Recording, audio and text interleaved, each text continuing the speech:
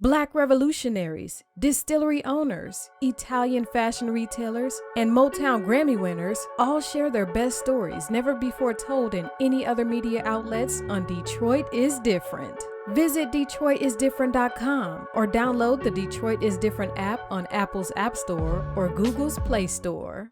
All right, we are back in full effect in the Detroit is Different podcast studios, and it is spring on paper, but still feeling a little wintry outside. And I have some guests that are, by the way, of one of the OGs. One of the mentors. Charlene has brought some of her clientele, but also most of Charlene's clients, whether you know it or not, are like family to Charlene. And if you even meet her, she'll tell you about how things need to be organized. So when she gave me a call and she was like, "Well, you talk to these guys, they got some real cool products." And I'm like, you don't even have to ask. It's yes before yes. Amada Senior Care is in full effect. Please make introductions. Thank you, Kari. I am Greg Hines. I am one of the co-owners of Amada Senior Care. Thanks for having us. I'm Kevin Manuel, also co-owner of Amada Senior Care. All right, so let's talk a little bit about Detroit. We usually start with the Detroit journey. I talk to so many people from Detroit. It's like, you know, what's going on? How did you start here? What ways did you come about? But now you're business people in the city of Detroit. By way of Indiana. So you're Big Ten brethren. That's correct. Absolutely. But at the same time, you made your way around here. Right. This guy. All right. So let's talk a little bit about doing business in Detroit. What is it? What led you to this market? Well, my journey is really interesting. Kevin and I both grew up in Indiana. I grew up in Gary, Indiana, the big town that pretty much dictates how the state operates. We talk about our own perception. Right. The big brother of Chicago. So I grew up in Gary, Indiana, but after college, and we both went to Indiana University, that's how we met. At some point after college, I ended up living in Washington, D.C., and I was selling pharmaceuticals out there. I got a call from a recruiter at Ford Motor Company and said, "Listen, we're looking for some black folks to come and work inside Ford corporate. Are you interested?" So the answer was yes. I came here, I interviewed, and I started working at Detroit. But here's the interesting part. About a week, Kari, before I got that phone call, I was actually in Detroit doing the pharmaceutical thing with a colleague. I was working at Grosse Pointe, and I think at that point it was called Cottage Hospital. And I'd get off at 7 a.m. every morning. And in the morning, I'd just drive to check out the city, and I drive up Jefferson. I remember saying that there was no way in the world I'd live in Detroit. Fast forward about 3 months, I was packing up all my stuff to move here. Ain't that something? To live in Detroit. Serendipity. And have been here now almost 30 years. Wow. And love every bit of it. Wow, you like my dad. He relocated from Cincinnati and been here for a long time. 30 years. Sure. Almost 30 years now. 3 decades. Man, you were here for a minute. Yes. And love every minute of it. Detroit's been really, really good. And so the impact and so for me, one of the things that I saw, and I'll finish up in a quick second here, I continued to do what I was doing. In 2014, Kevin and I came together and said we need to do something a little bit different, a little bit bigger than what we're doing. So we started looking into the elder side of medicine, and we came across this opportunity with Amada Senior Care, and we thought it was a great area. We thought that the people needed a business where it was honest, where the people had concern for the patients that they were taking care of, and we wanted to do it a little differently than what we had seen for the care for our parents, and so that's how we sort of got started. And that's my side of it. I think Kevin will give his side. Yeah, excuse me. Yeah, I got here. I'm from Indiana also, like Greg, but I'm from Terre Haute, Indiana. A little nicer place than Gary. But anyway, I got here via Cleveland. I was working in Cleveland. I was in pharmaceutical sales. I was working for a big pharma, and I had gotten a promotion. So I was transferred here to Detroit. I hadn't been coming to Detroit for years. My brother-in-law lived here, his family. But I never thought I'd be living in Detroit. But that opportunity came about, so I ended up in Detroit in 2001. As Greg said, in 2014, that's when we made that decision to go into business. And And prior to pharmaceutical sales, I was doing banking, retail banking, and that gave me the opportunity to really interact with a lot of entrepreneurs and small business owners, and that's where I got my, I would say, that fever. I always wanted to do my own thing, and so that opportunity came up in 2014.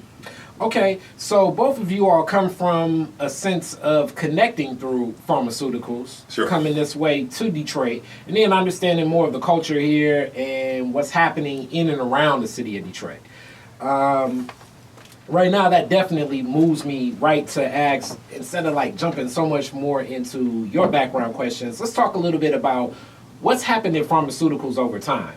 Even in the pregame discussion, we were talking about Sure. just the amount of advertising spent from so many drugs that exist right now, and what happens. And that's what makes aging care so important for many of us that are caring for aging family members, friends, and just loved ones that we have. What's happened and changed so much in that industry, because it seems that it's evolving every day? Well, I think through the years, obviously the pharmaceutical industry spends a lot of dollars through legislation, through whatever, to try to move the industry forward. The revenues are important, obviously, in pharmaceuticals. People need drugs, and be quite frankly with you. I think that the changes probably that we've seen have come on the side of the consumer more than anything else, though. I think there have been regulations put in place so that the power of the pharmaceutical industry is kind of got dampened a little bit, but there's still a big player in everybody's lives. We see the commercials. They probably see more pharmaceutical commercials than you see any other kind of commercials, because they're trying to sell a product. But from a standpoint of the consumer, I think that we're probably more knowledgeable. I think that we're in better positions to make better decisions of some of the drugs that we use and some of the drugs that we take.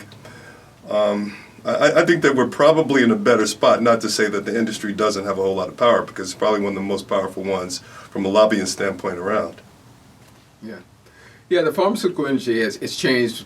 I was in it for about 18, almost 20 years, but it changed over a time period. It's actually shrank as far as marketing is concerned.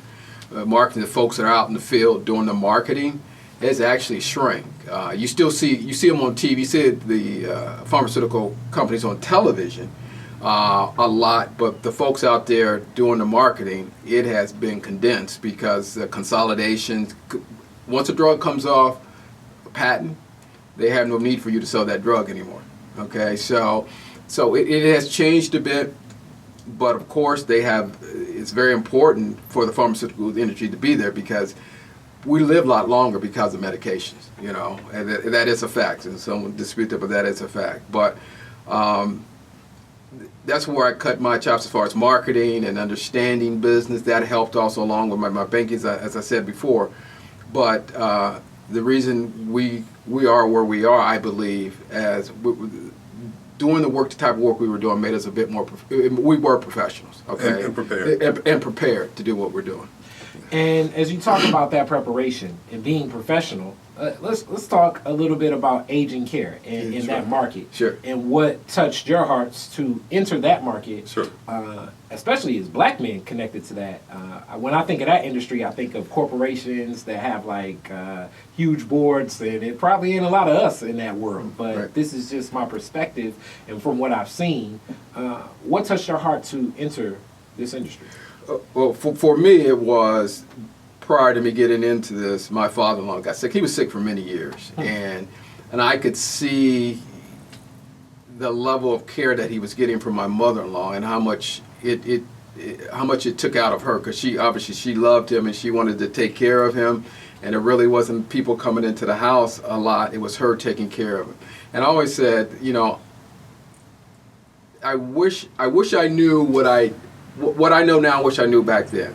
But I could see the importance of having someone who really loved you and take care of you. But also I could see the other side of it, what it took out of someone. And if I could ever get into this business, step in and give that family member, that primary caregiver, a respite, I could see the benefits of that. And of course, we didn't invent this, and people have already been doing it, but let's do it the right way. And our motto is we're always going to do the right thing for our clients and our employees. Yeah, and I think my motivation was similar. Not that I had family members at that point who needed care, but I understood the importance of good care. It's almost like Malcolm King's The Group of the Malcontent. I was sort of malcontent of what I knew of the industry, because you'd see videos of people, of elders getting beat and hit and not good care. So part of the motivation was that we could go into business, we could be malcontent, and we could change things and make things better. My second motivation was, just to be quite honest and transparent, 90 million baby boomers? And at that point, about 90 million baby boomers, and that market was growing. So we saw an opportunity not only to have a solid business where we were doing the right thing, but an opportunity to be successful, financially successful. But what was interesting, Kari, was that went out of the window the first time that our first client, I'll never forget it, was a guy that we went to him and we said that we're new, can we help you? And he looked at us like, you've got to be kidding me. You guys don't know how to do this. We ended up getting the client, and it was really the best experience I think we could have ever had, because at that point we were new, we didn't know what it was about. We had a chance to really see what this industry was about. We had a chance to understand what care was about.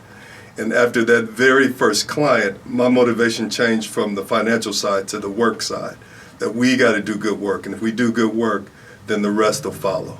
And as you talk about good work and the rest will follow, with my age, as young as I am, but now I'm assuming different roles. With my mom's passing, and my mom really was a big caretaker for my family, it's changed some of the relationships I have with my aunt that's 82, and even my grandma that's 89, and some of the other elders in my family. But just being in that role of knowing that there's a level of independence that's still wanted. Sure. And then it's also a level of quality of life that they already expect, Right. that needs to stay at that level. So, for instance, my granny that's 89 in Cincinnati, I think that she can be one of the most unreasonable people on earth sometimes, the way that she likes certain things done. Yeah. But when she's so sound in mind, as much as she may not be able to move as much, it's like the logic behind some of it is very simple. It's like, okay, you got to make things like this. If you're going to cook the greens, you got to wash the greens like this. And it's like, yo, you know what I'm saying? In reality, you should kind of be happy that I'm making the greens. But in reality, she's not going to eat the greens if it's not done in a certain way, if it's not done in that same care. And then honoring the fact that, like, that she, even buying clothing, as the shopping experience has changed, just small nuances of this. How in your facility did you allow some of the people that you're caring for, how do you, when giving care to people, do you honor just the fact that, like, this is an individual and we want them to fall into what we have in our family and just mesh the cultures together and understandings? Yeah, it's all about, for one thing, allowing the client to keep their dignity. All right, that's huge. And they may be older now. They may be 80, they may be 90. But one time they were 20, 25, and they had a career and they were working.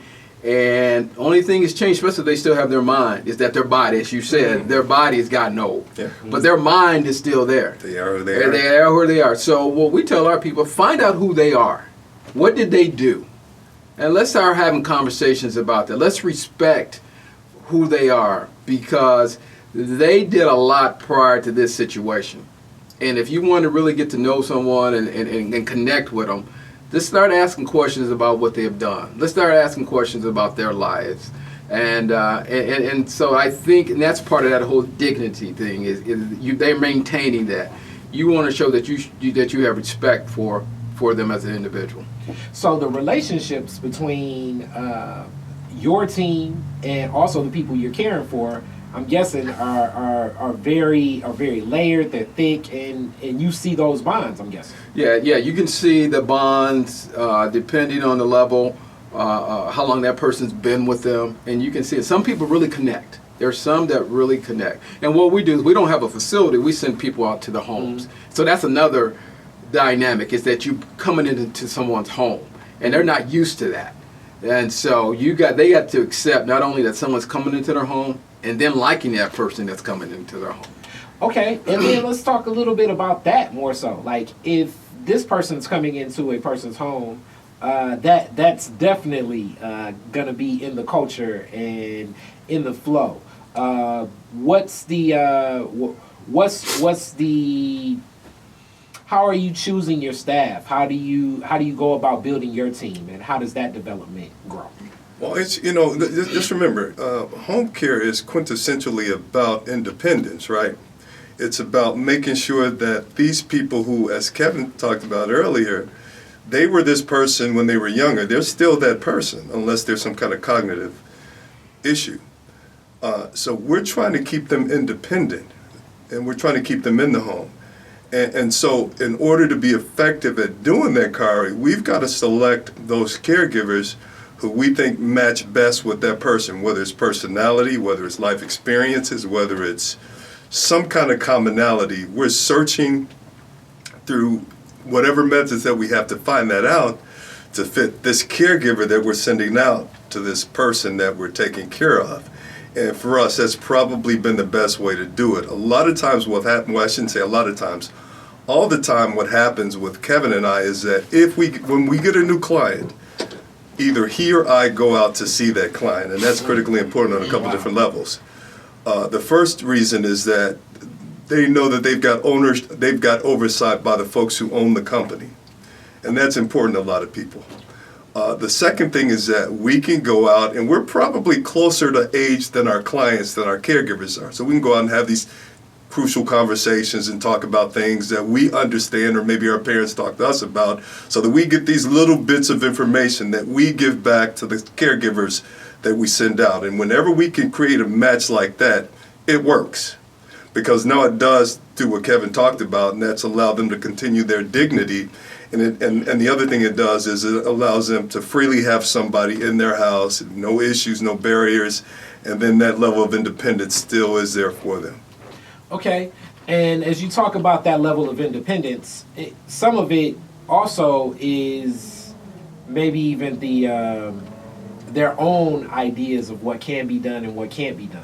As I'll tell you another great story with my granny. As of recently, her television went out, and she broke both her hips maybe about 3 years ago, because she broke one of her hips. Real strong lady too. Like, she was like sliding to the phone because she doesn't want to wear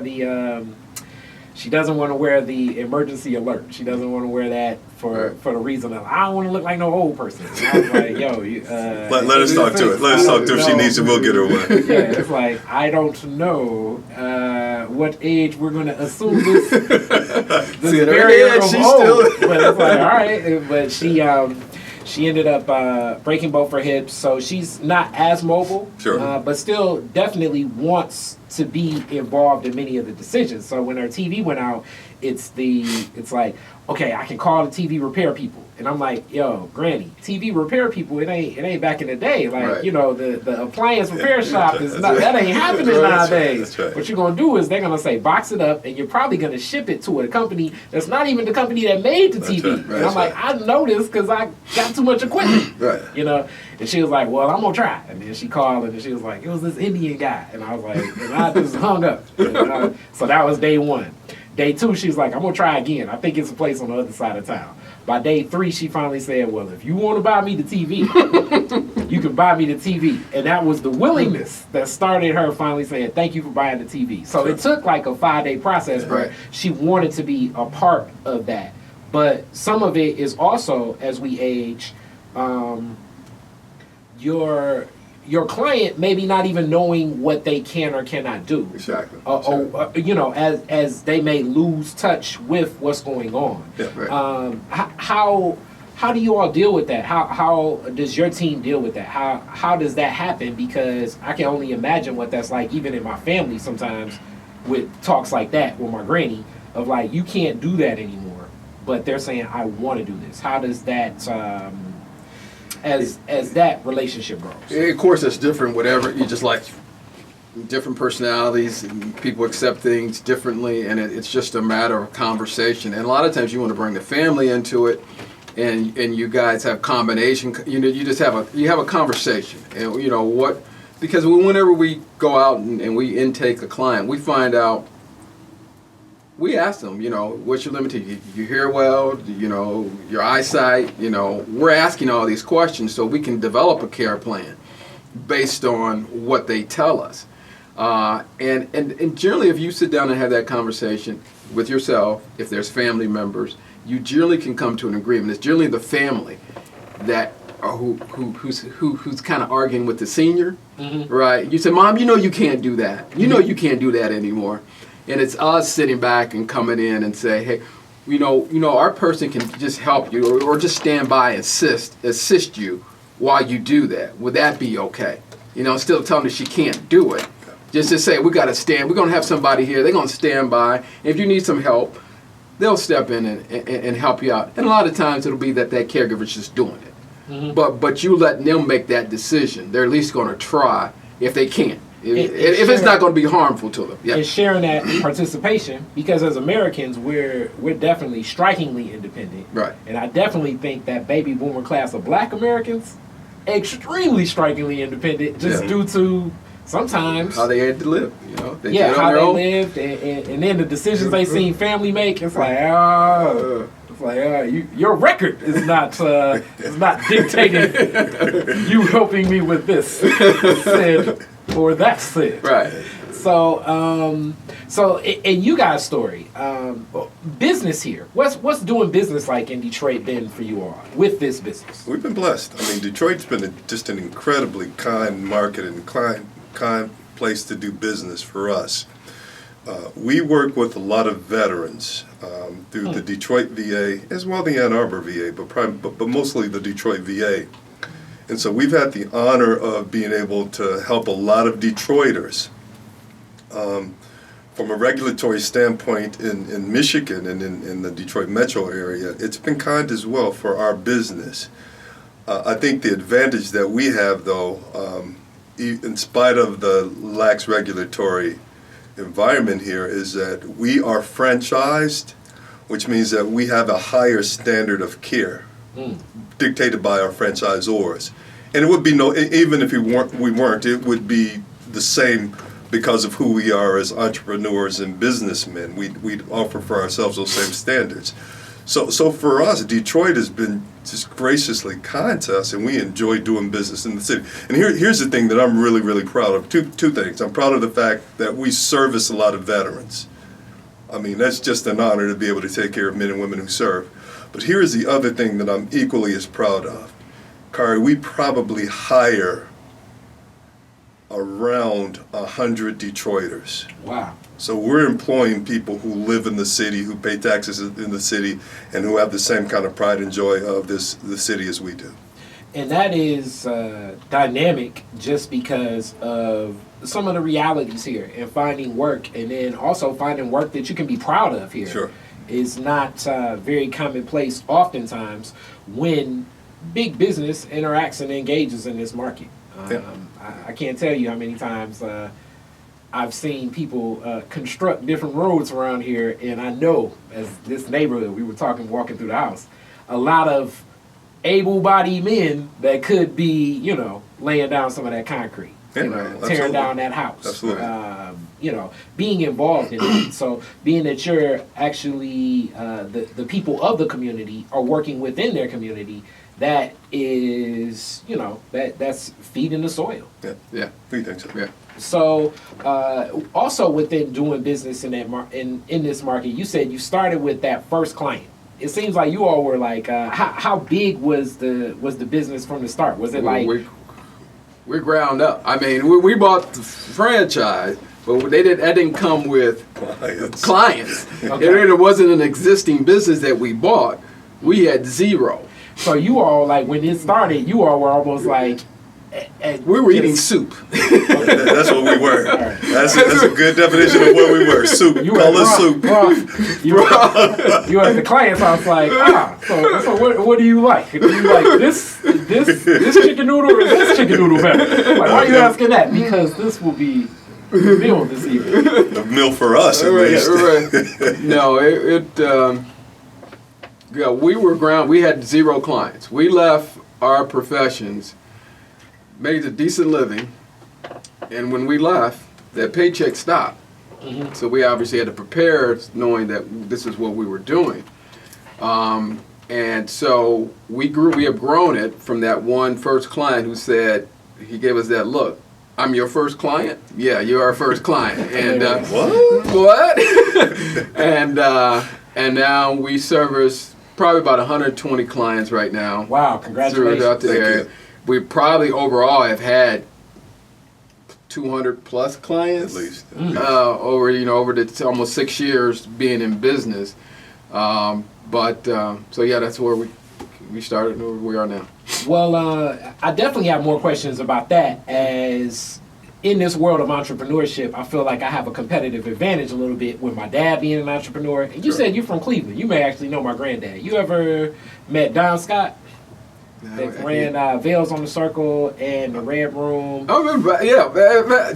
Yeah, so, I mean, I know that. I remember. Yeah, it was right there on the circle, right? Yeah, over by the hospital. So Veil Scott, Scott is my grandma. Oh, really? So, my birthday's tomorrow, actually. Small world, yes. So, but I've seen the up and flow and the ebb and flow of entrepreneurship as like most of my life. Right. So it's a different understanding I have of it. But I measure it by the number one thing, how long you've been in business. Right. Sure. And then you all also have a great customer retention rate.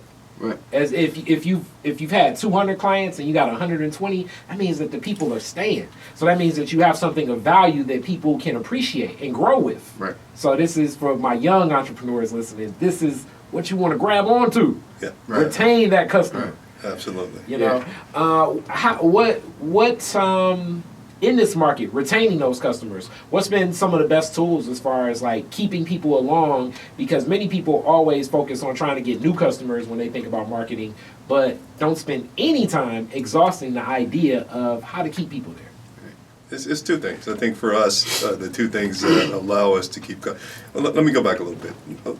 Part of the reason that we don't have 200 customers now is because you got to remember we deal with elderly who sometimes are sick, who need help. Mm-hmm. And God bless them, they die. Age and attrition, yeah. They die. But for us, in order to keep the clients that we continue to keep, two factors. One is the level of service that we can provide as an office staff, and we've got six-member staff, about 6 members, right? Yeah. A 6-member staff. And that's important. So if we're giving good customer service, if my office staff is kind and gracious and nice and are saying the things that are important and need to be said and truthful and honest, then that helps. The other thing is the level and quality of caregivers that we have. If we're hiring, as we do, good caregivers who are skilled, who are competent, and who have a lot of those soft skills that are important, like dependability, like honesty, like just a heart for the business, then we can tend to keep our clients longer. But those are the things that we hire for. Those are the things that we look for. And a lot of times we get it right. Sometimes we don't from that standpoint. But for us, two things, caregivers and the level of service that we can provide internally. Yeah. Okay. And then I was already looking at you may have wanted to add a little bit more about that retention. Yeah, that retention is that one of the things we got to stay connected to that client. And those folks that we have working in the office, one of their responsibilities is to survey those clients and to find out what they like, what's going on, how's the caregiver. And so every week, we have a weekly meeting, and each person in the office who is a schedule/care manager reports back on the clients that they surveyed that week.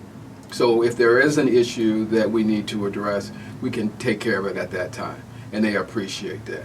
And kudos to our staff. They are great. They're caring. Every one of them worked as a caregiver prior to doing what they do in the office, so they understand what's going on, and they have a big heart for what we do and what they do. And when things just aren't right, they're always trying to step in and see if we can get it right. Well, I'm asking these questions because it's a lot of young business people. Sure. And when I say young business person, you could be 90, but I mean meaning young into starting their entrepreneurial journey.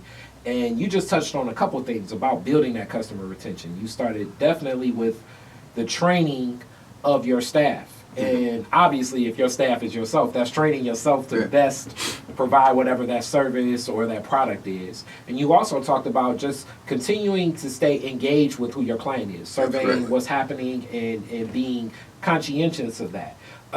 When you were starting this entrepreneurial journey from a corporate world, and when you all started, that was like, I guess, a renaissance in the world, I think, of like some of that black corporate feel. Like, you know, it was existence. You know, Black Enterprise was definitely, the cover of Black Enterprise was way more, this person is the CEO, this person is the president. You know, Ebony Magazine was definitely pushing this idea of being a part of the climbing that corporate ladder than starting out on your own. Right. What led for you all to have the courage to start out on your own, and what were some of those obstacles, and how did you overcome those obstacles early on in that journey?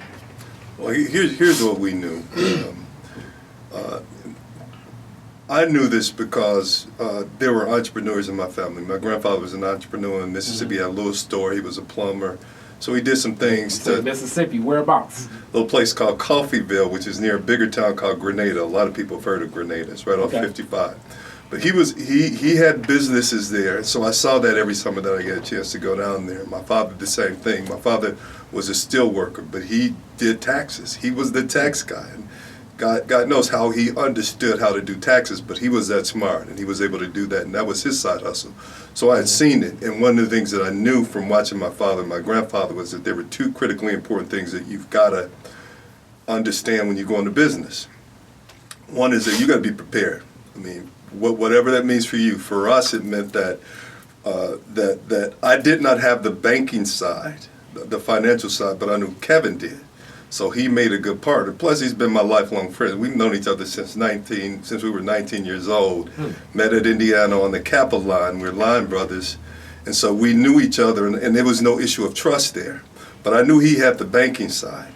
I was okay with the operational and business side, but I still knew I needed training. But initially, we were good enough to be able to get going. So the first thing I think for any of your listeners who have an interest in entrepreneurship, you got to be prepared from a skill set standpoint. The second thing that we knew in order for us to move anything that we wanted to do forward, Kari, was that you got to be capitalized. You got to have some resources. And that's so critically important because we ran across a couple spots in the life of our business where, we needed cash. And although we infused cash into the business, we still needed to have resources where we could go get more.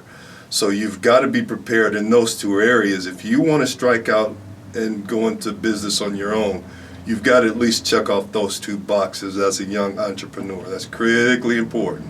Mm-hmm. Definitely. Yeah, that's an agreement with what Greg was saying. I know this is going to be an oxymoron, but keep your credit up, your credit score. I know sometimes you're an entrepreneur, you're trying to build business, and some things go left, go right. But do your best to keep your credit, because that's how, if you want some capital, that's where they're going to look at the individual. Because as a business, you don't have anything to go on when you're brand new, right? It's you as that person. So build your resume of just paying your bills on time. Just don't care if you're to the minimum payment until you can pay more, but just keep that in order. And the other thing is, as far as it's being prepared, is like I said before, I got into pharmaceuticals. I was in banking, so I was looking at people's financial statements and whatnot, and always was interested in their financial statement, if they're making money or whatnot. So just dabble in that, man. Just go online, look at companies' financial statements, and just look and see how things are done. And just talk to other entrepreneurs, how they run in their business. You know, how important is cash flow or the credit. So have someone to mentor you. That's that's most important. That's good. Okay, and also just in that lens, making that jump. You spoke of the entrepreneurship. What was the catalyst to make you say, "All right, I'm gonna try this"? All right. Well, after doing what I was doing, working in corporate America, I just thought I was getting a little bored with what I was doing. And and like I said previously, I used to work with small business owners, and I always envied them. That just I don't know envy, but I liked what they were doing. I liked the fact that they were their own boss. They were they were making money. They were coming into the bank. They were, this is what I need money for. I'm expanding, and that just always interests me. And so when I was at that time in 2014, I've always had that spirit, but I was like, whoa, this is the time to do it. This is the time to do it. And if I don't do it now, I'm getting older, when am I going to do it, So let's just tap into the resources I have. And Greg was thinking the same thing, so let's do it. And it's good that I had a business partner, right? It's much easier doing it with somebody else. Now you got to split the profits, but it's much easier to do it when you got somebody working that you trust side by side, because it's tough. It is tough. It can be. Which leads to the next question, because a lot of people do start off with partnerships, and one of those old adages is, can't do business with friends and family. Yeah.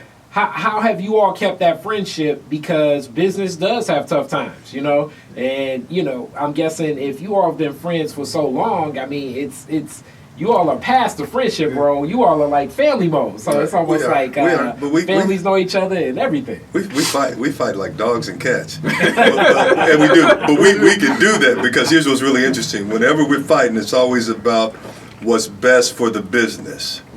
And so we always come up with the best decision for the business. But what's interesting about he and I is that we see other folks having these same disagreements, but we can fight and be mad and sour-faced at each other, but we're done 2 minutes later. Then the business gets a chance to move forward on its best step because we've made the best decision. And I think that's the beauty of the friendship and the business relationship that we have. We always keep it in context, knowing that if we're going to fight, and we do a lot, it's always about what's best for the business. Right. And then you got to be able to let go and admit to, well, I may not have been right. All right. He has a hard time doing that. So you may I'm better at it than he is. Right. And so, see, I'm letting it go. Yes. Right there. Right. I'm letting it go. Breakthrough. You made a breakthrough. So, we both of us have to agree, but we're going to make a major decision. We both have to agree to it. So, so it's always about, like he said, what's the best for the business. We both want to be successful. Here's the challenge. I'm sorry, go ahead. Yeah, I'm dead. Go ahead. Here's the challenge. I think the challenge is that you've just got to, if we're talking about partnerships, and that's what we're talking about, there are huge advantages to partnerships. One is that you can put your monies together, and it makes things a lot easier. And it even creates opportunities where there was none if you didn't have the money. So partnerships make sense. The challenge of a partnership is just very simply this. You got to find the right partner. I think, yes, definitely, but vision also. Because you all have committed for years to this. It's been partnerships I've seen where, somebody wants to veer off the freeway. Right. After a while, it was like, all right, my plan was just to be here for 5 years, or these are the benchmarks I set in my mind. And it takes that propensity of a little bit of insanity to do entrepreneurship in the first place, because you're climbing a hill that it looks like you'll never get over sometimes. Right.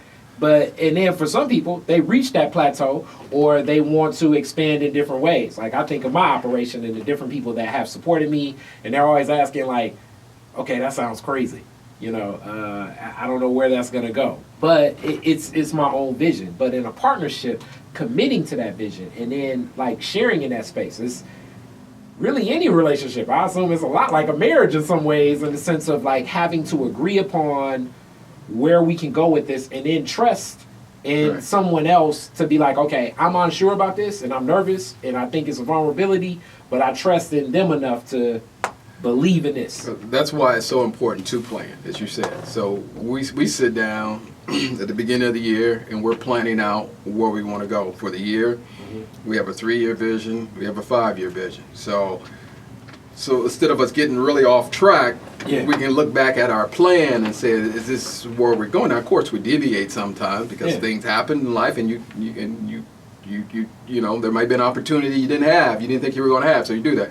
But the biggest thing is sitting down, which sometimes for entrepreneurs is hard, but you got to do it. That's the planning and the vision. and then making sure we agree that what that plan is. Okay, and then also you have other stakeholders. You have the number one stakeholder, which is the client, because that's how the money comes in. But you also have staff, Right. and you also have the other people that are a part of growing your business, because you're buying different goods and services, and you're relying on different systems. That's right. In building this out, how has the design been here and just working within the market of Detroit? It's great that you all are working with so many, have hired so many Detroiters, but what's been the business market of working with other businesses here so far with you? I know you got one person helping with marketing big time and sitting over here in Charlene, but, and that speaks, I think, volumes. What's it been like working within the market here and doing business with other businesses? Well, I mean, we've worked with some other businesses. We try to partnership with so the whole notion of partnership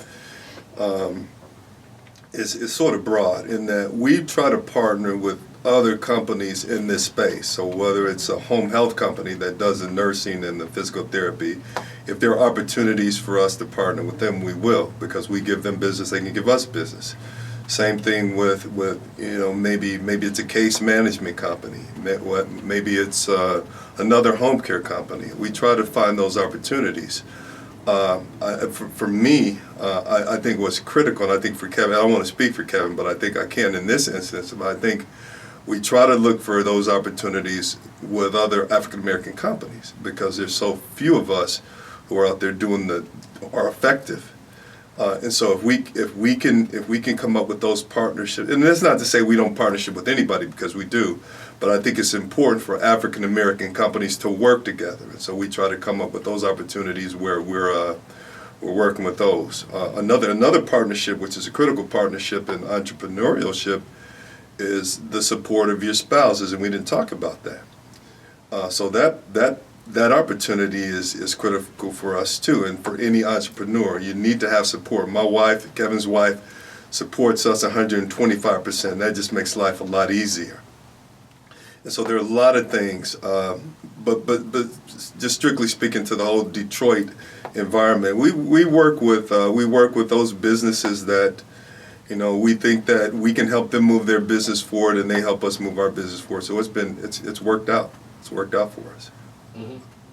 For you, what have you found working with some of the businesses and just doing business? I like that you spoke to doing business with black businesses, as that consciousness seems to be less and less prevalent, I think, as I've grown older. But this is just my own view. I don't have any stats or anything like that, but sure. It seems that conscientiousness that was more present in like a Coleman Young era doesn't seem as prevalent right now in Detroit, at least when I look at some of my colleagues that do business, Yeah. So what do you think the market's been doing, working business to business here in Detroit?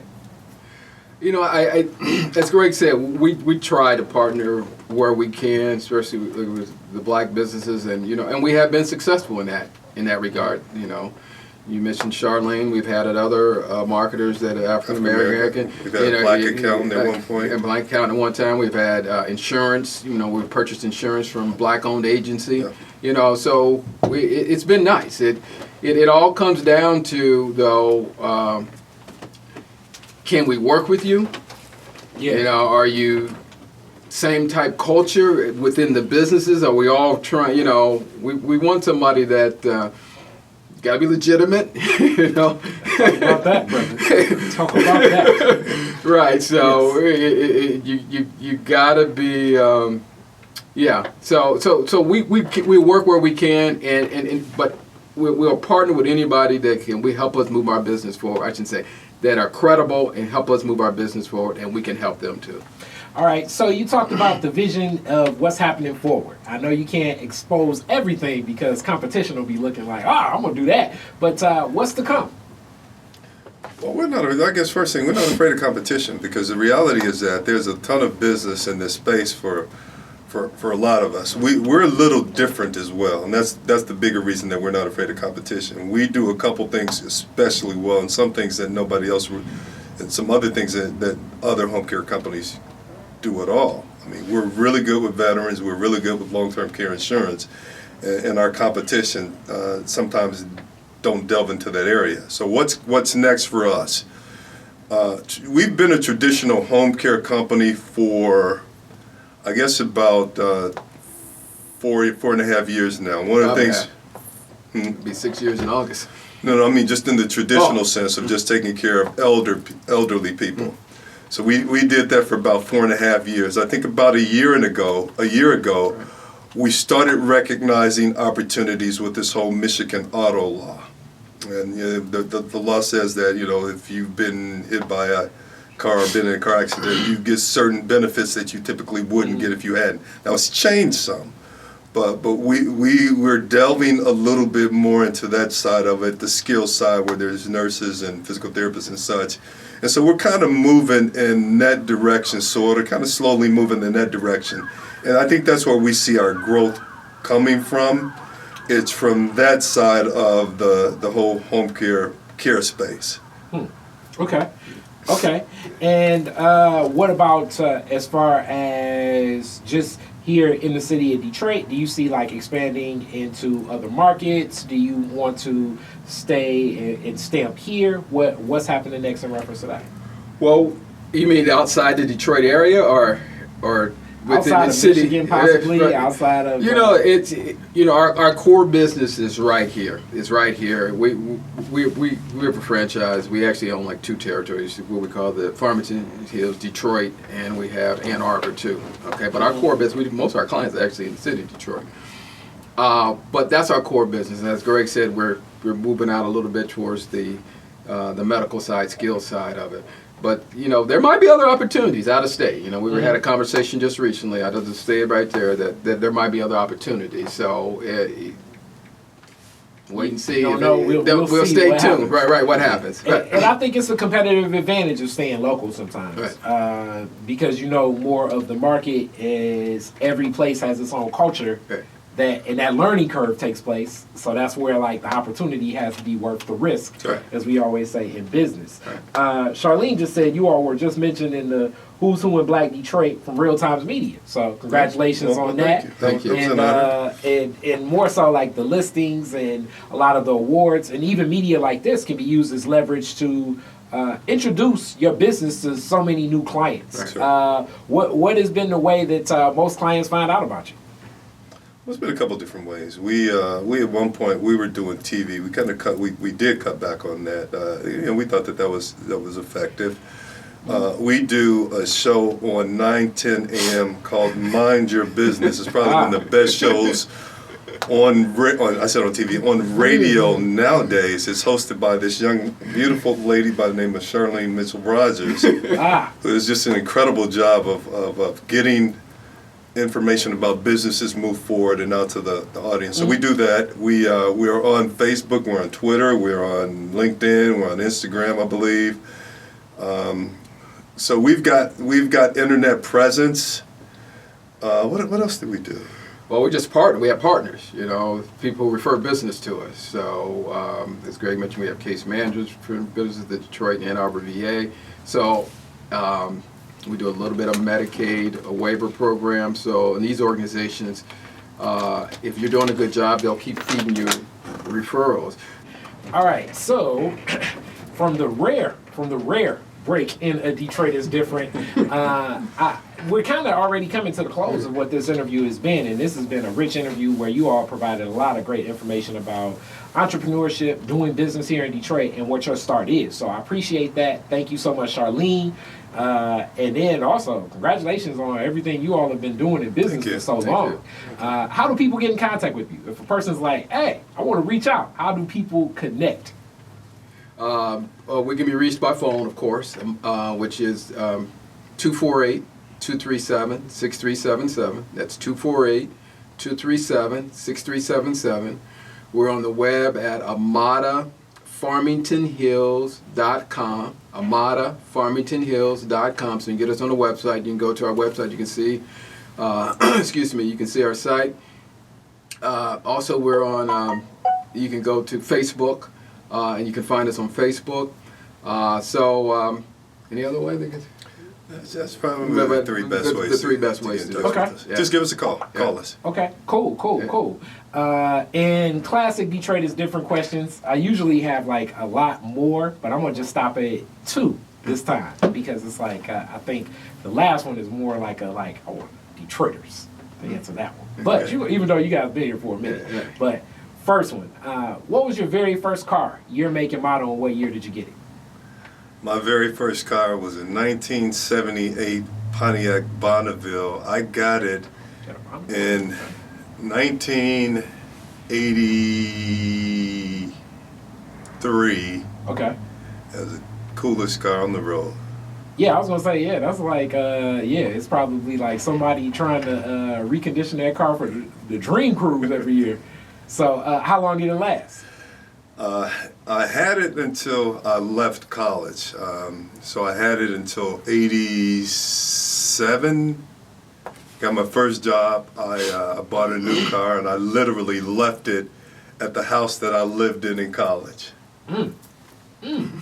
Oh, somebody definitely reconditioned that. I can tell you right now. Somebody's like, oh, thank God they bought that. And they moved in or got the house. They had a car. Man, I'm winning. I'm winning out here. All right. So the first car that I bought or the first car that I was driving, I said was mine. Okay, but we can give both stories. First one I was driving in high school and all my friends, we were in a 1969 Bonneville. Okay. Going back and forth to school, I'm collecting $1 for the gas. And then I'm guessing that's male friends because I'm guessing if your girlfriend went to right. That was going back and forth to school. Right. Well, he would have charged her too. So he's going to tell you about the second one. I'm going to tell you the story on the second one.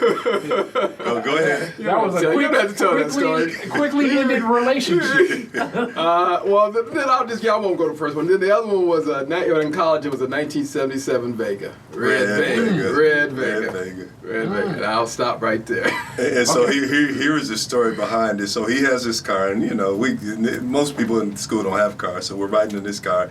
He has it for a while. He leaves school, and he does the same thing, goes out and gets a new car. So he decides that he wants to sell this car, but he decides that he wants to sell it to the girl that he's dating. He sells this car to her. That 1 second. And he's been dating this girl for years. He loves her. He loves her like he loves nobody else.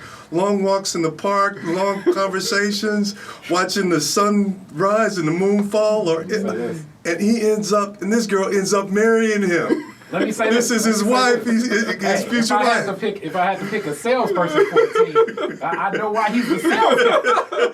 Now I know why he's the sales guy. I don't know how you. I did not sell it to her. I sold it to her father. We gave him the business for years for selling his fiance this car. I sold it to her father. I was just about to say, was it her dad? Yeah, it was her father. That's the only premise. Because she drove it. She drove it though. Some long conversations. It lasted 2 months. Some long conversations. All right, but anyway. Because I assume I could be like, yeah, I'm not using the car anymore. You can buy it. I mean, what do you want to? The market value is, whew. It was $300. But it was your fiance. She wasn't my fiance. Well, she was gonna be. Has she? How does she remember the story? The same way. I think she should be bitter. She's not bitter, but she should be bitter about it. No, it worked out well for her. She ended up getting a brand new car. and the husband. Well, tell her to view this podcast up to minute 49. Right. So I have a recollection of this experience. Okay, other classic Detroit is different question. So you all can pick 4 songs because each one of you pick 2. You guys are DJing at the end of the Detroit fireworks, right? And it's Woodward and Jefferson, and you get to play 4 songs. Well, each of you play 2 songs. What songs you playing? Stevie Wonder, Love in Need of Love. Okay, that's a great one. And George Clinton, Atomic Dog. Okay, you're going to definitely have some people partying. I'm not a music guy, but it'd be Prince. Purple Rain. As a captain, you gonna play Atomic Dog? What you doing? Right. Anything Prince. Anything. Yeah. Okay, so you said Purple Rain.